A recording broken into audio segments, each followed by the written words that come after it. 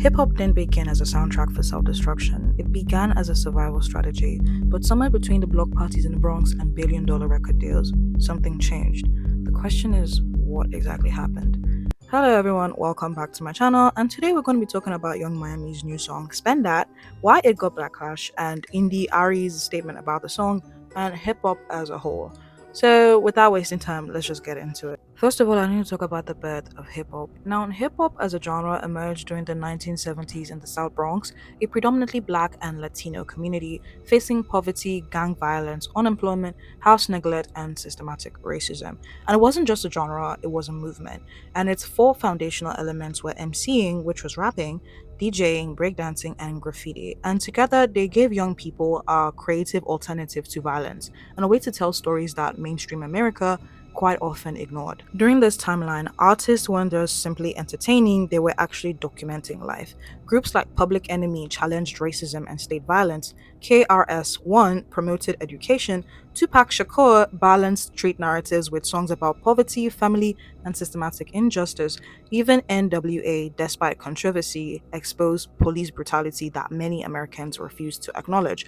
Hip hop wasn't perfect, obviously, but it had a purpose. But then came the shift. By the 1990s, the music industry realized controversy sold, and labels increasingly rewarded artists whose music emphasized the violence, hypermaterialism, drug dealing, misogyny, promiscuity, and gangster lifestyles. And these themes always existed. They have always existed and kind of been a part of the black community.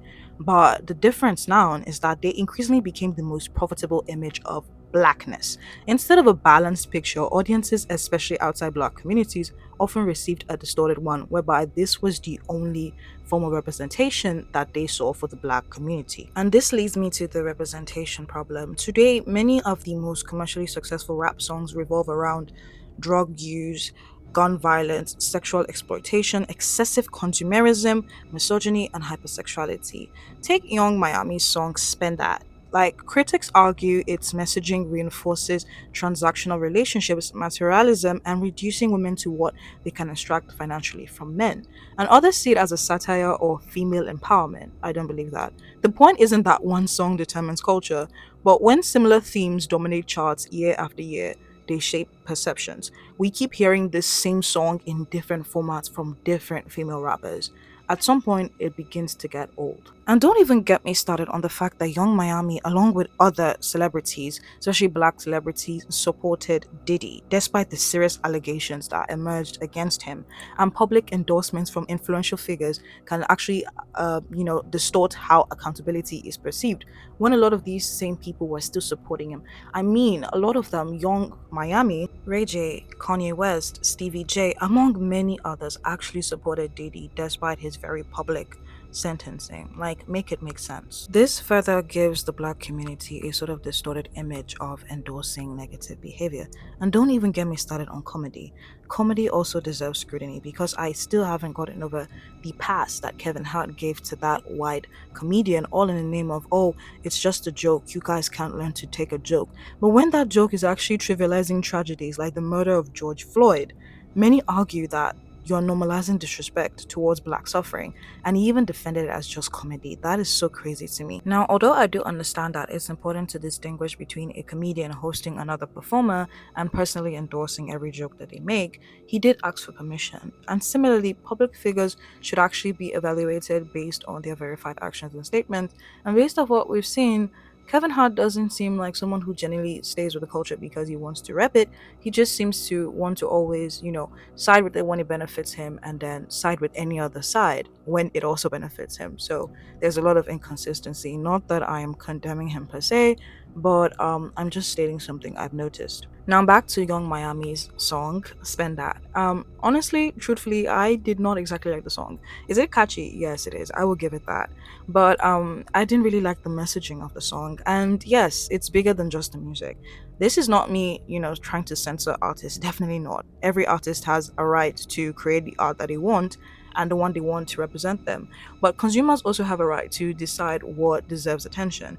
And the concern is what happens when one narrow image becomes the image, especially for the black community. And many people outside the black community actually consume hip hop as their primary exposure to black culture. And some imitate what they see, like the sagging pants, the gang signs, the drug culture, the violence, the hypersexuality, not because those actually define black culture, but because that is what they're repeatedly saying. That is what is being marketed to them as authentic representation for black culture. And the result is harmful because stereotyping like that affects black people is perceived from schools to workplaces in media and just everyday life. And most of the racist people that I meet on the internet are always using this as a form of attack against me as a black person and the black community as a whole. That we are the ones endorsing this bad behavior and everything about us is just always negative and violent and loud. And it's so hard to combat that when you look at the representation that we have and what is really being pushed in the media as black culture. And honestly, I think what annoys me most is that even when other races want to appropriate black culture, they carry out these harmful stereotypes. Most of the K pop groups that you see trying to act tough and black, in a sense, are just basically sagging their pants, throwing gang signs, wearing dreadlocks, looking ratchet. And that's just apparently what they think is black culture, using all the slangs, the AAVE and everything.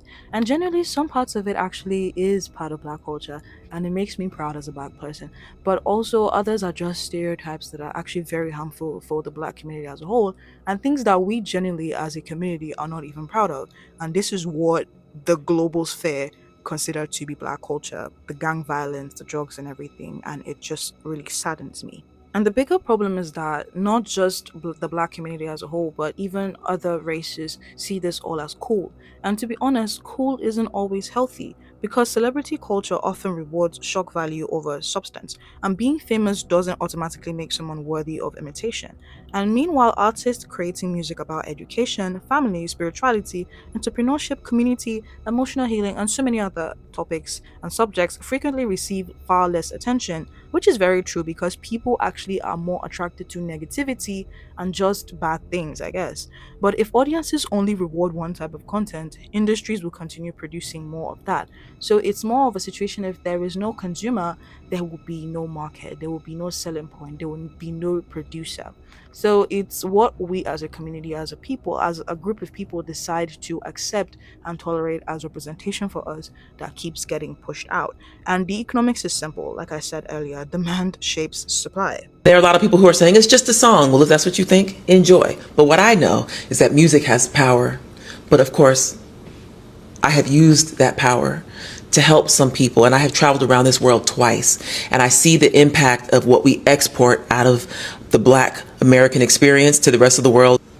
Longer story for another time. So about what Indy Ari said, I hope I'm pronouncing the name right, India Ari. I do not believe that she's being a bitter bird, as a lot of people were referring to her as. Yes, she grew up in a different era. Yes, most of her music was actually kind of questionable. Yes, other parts of her music actually talked about black beauty, celebrating yourself as a woman of color, as a black woman of color. And it's honestly beautiful. But did it also, propagate a lot of trad wife ideologies? Yes, it kind of did. And you have to look at the era in which she's coming from. And that makes you understand why her songs were mostly shaped in that way and sort of male centered, but like, I guess, the healthy version of being male centered as at that time in their generation. But I genuinely think she was talking from a place of sincere honesty. She did not mean to hate. She was not in any way sending hate to Young Miami. You can enjoy spend that and, throw it back as much as you want. But the truth is that it's becoming an issue for the black community that our representation just seems limited and, streamlined to just hypersexualization, gun violence, offing each other because of gun violence, and just so many other negativity that doesn't make the community look good. So, what could be a likely solution to what is going on right now? I believe that it starts at home. As an adult, obviously, I know definitely when I see lyrics like scamming as you get it. I'm not going to fall for it. I know that, okay, yeah, this is probably not, emulation worthy. I'm not impressionable as a little child. Like I said, it starts at home. If parents actively, remove their children their from consuming such content, I feel like it'll go a long way in teaching them that, okay, this is something that is not really okay, it's not appropriate. We the adults get it that, oh, definitely we cannot toe in this, following this line of thinking and everything. But children are very, very impressionable, and teaching your kids media literacy so that the older kids can think critically rather than simply imitating what they hear or see online will actually go a long way. Communities can also intentionally support artists who promote creativity, resilience, accountability, joy, just good values and authentic storytelling.